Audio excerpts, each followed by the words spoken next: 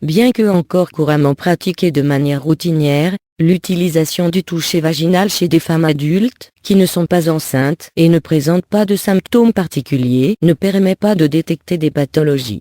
Cet examen présente, en revanche, des aspects négatifs non négligeables, tels que la détection de faux positifs et la cause de douleur et inconfort pour la patiente.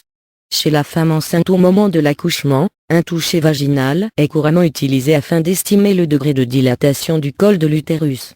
Ici encore, l'Organisation mondiale de la santé recommande de limiter la fréquence de cet examen au strict minimum.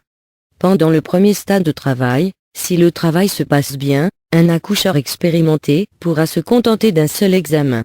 Idéalement, il s'agira de l'examen nécessaire pour établir que le travail est en cours, c'est-à-dire pour confirmer qu'il y a dilatation du col, le critère le plus objectif d'un travail actif. Une autre pratique dans la gestion du travail consiste à effectuer un toucher vaginal qu'en cas de nécessité, par exemple lorsque l'intensité et la fréquence des contractions baissent, en présence de sang dans le bouchon muqueux, lorsque se manifeste le besoin de pousser, ou avant l'administration d'un analgésique.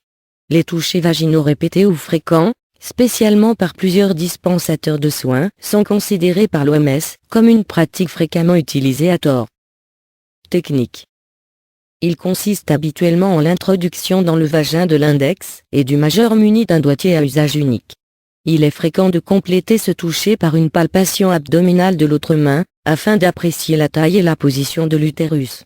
Chez la femme vierge, lorsque ce n'est pas indispensable, il est possible d'éviter la défloration médicale en remplaçant le toucher vaginal par un toucher rectal. Dans certains cas, on pratique un toucher bidigital combiné, un doigt dans le vagin et l'autre dans le rectum, afin d'examiner la cloison recto-vaginale.